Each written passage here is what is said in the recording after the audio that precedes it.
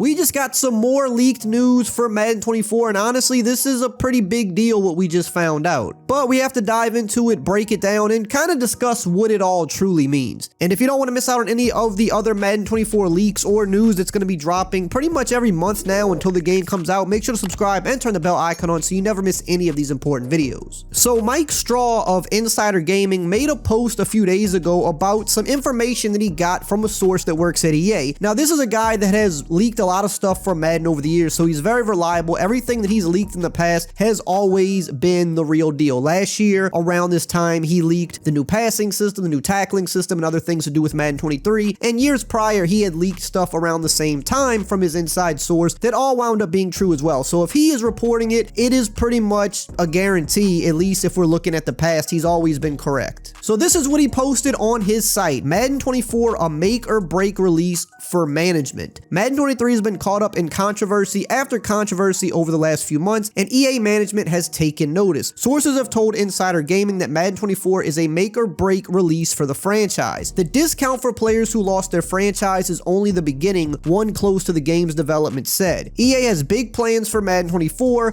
and the management of the game knows how big of a year it is, not just for the game, but for the future in their positions. The discount being referred to is the 50% discount EA announced for any Madden 23 players that lost their connected franchise save due to an update pushed by the team at EA Tiburon, causing save files to become corrupted. Those players will also receive an invite to the game's closed beta. Another source says that the game's sales ultimately won't matter as much for Madden 24. If the game releases and suffers similar issues to Madden 23, it's going to lead to a lot of change among the game's leadership. The negative response to the game, which management believes is completely justified by the franchise corruption issues, has forced many inside EA Tiburon to have a now or never mentality surrounding the franchise. What will Madden 24 feature? As for what fans can expect from Madden 24, things are being kept tight-lipped after gameplay updates were leaked for Madden 23. That said, one area the studio is focusing on is the single-player and offline experience. For franchise mode, sources say the developers feel the mode is almost there with smaller additions, aside from the larger fixes to the database issues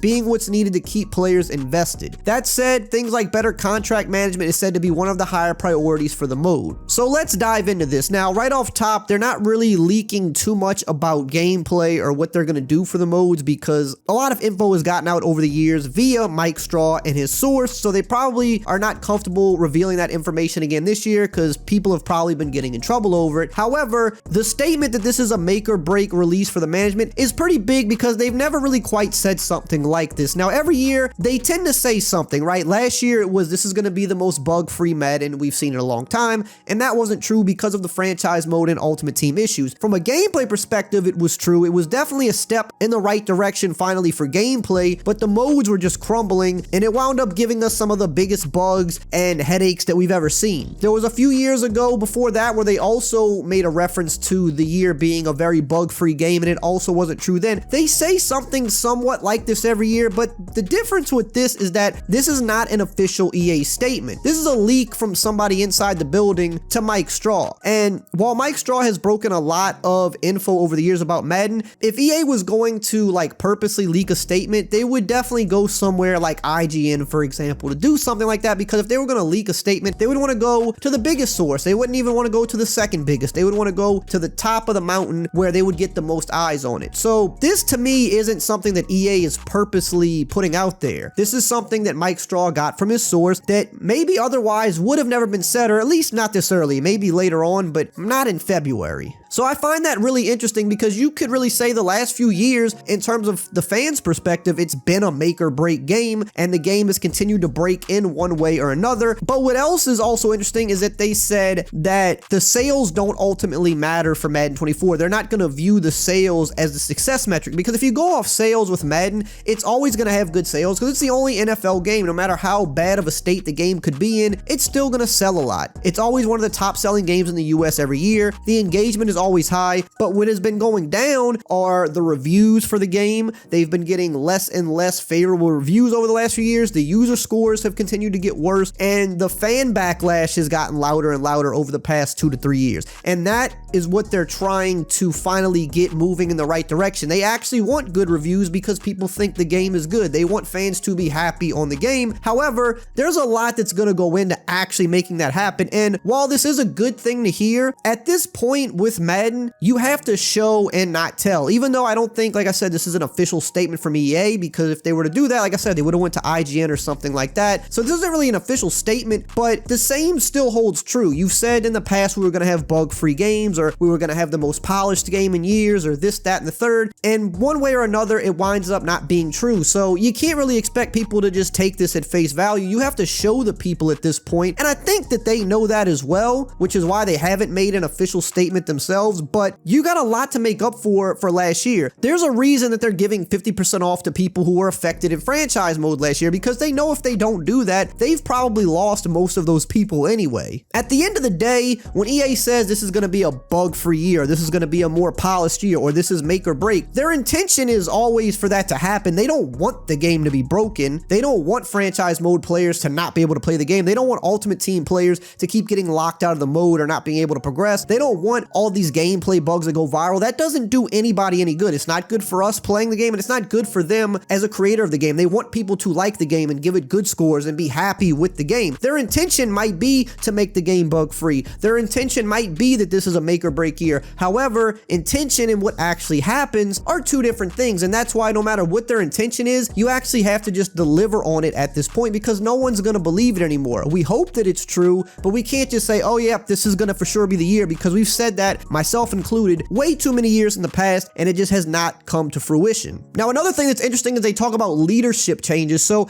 I think what is really going on now is with all of the corrupted files this year and the big disaster that was franchise mode, I think what happens when stuff like that happens is it actually does get the attention of the higher ups, which is always who it falls back on. I never truly believe it completely falls on the devs. I'm sure the devs have some responsibility in this. Of course, they work on the game, but at the end of the day, if the people above you aren't giving you the resources that you need to succeed, or are not letting you do some of the stuff that the fans have been asking for, I mean, the devs can only do what they're allowed to do and with what they're allowed to do it with. So again, it doesn't matter whose intentions are good. If you're putting your developers in a situation where they can only do so much and you already have the time crunch working against you anyway because it's a yearly game, then the intention doesn't quite matter that much. But now that the higher ups are pretty much saying that it's make or break, or there's going to be changes in leadership across the board, I do think that's a pretty interesting thing, because no matter how many different things they've said in the past, they never quite said something like this. I don't remember them ever saying a game was make or break, or that this game will determine leadership changes. They've never come out and said anything like that before. So that's why, while they have said maybe similar things, this is certainly a different thing, where it literally sounds like people's jobs are on the line if they cannot get a good working product out this year. And that's just not something I ever remember them saying before. Something else about this that I found interesting was that one of the NFL accounts tweeted about this earlier today, and somebody who retweeted it was actually a former creative director of Madden, which was Mike Young. He no longer works there. I think he's been gone for about a year and some change now. He works for a completely different studio, and he retweeted this, which is funny because we know a lot of the creative directors and the guys in the higher positions for Madden that have left over the years. After leaving, one way or another, they've kind of said that, yeah, like leadership wasn't great, and I couldn't get on the same page with them to do what needed to be done with the game. We've seen Rex Dixon say stuff like that. We've seen Kralo, before he left, kind of suggest that, you know, he couldn't get answers to things that he was trying to get answers for the community. And now Mike Young retweeted this statement, who used to be the creative developer for Madden, which means he probably feels the same way, that, yeah, leadership probably does need to change, or changes to the game need to actually happen one way or the other. Now, what else is interesting to see is that they did say that there's going to be a big focus on the single player and offline experience, which, granted, they've been making a little more effort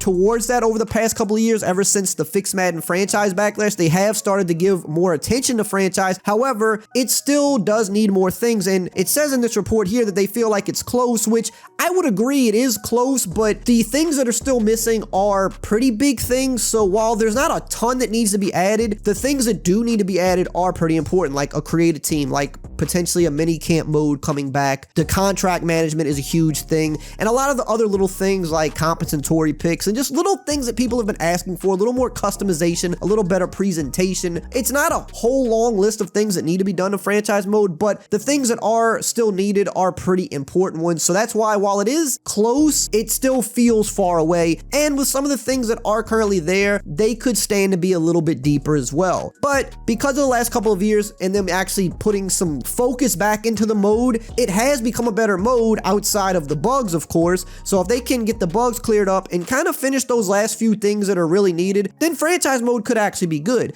But as far as other single player offline experiences, the career mode has just not been good since it came back to the game. They really need a revamp and kind of make it more like the old Superstar mode. We've been saying it for years, so potentially that's something else that they could be working on as well, especially since they're also working on NCAA. You know that they're going to put that in NCAA, so they could be double dipping and kind of using that for both games, which would be great for Madden. It's still early. We still have a ton of news that's going to come out over the next few months, but if it truly is a make or break game, we're going to see at least a big swing this year, if nothing else. They're going to try to make the game bigger and better than ever and as bug-free as possible, but until they deliver that to us and have it consistently work, we just can't really get our hopes up too much at this point. Now, if you want to know more about that NCAA game that is set to be coming out pretty soon, make sure you check out this video right here on the screen.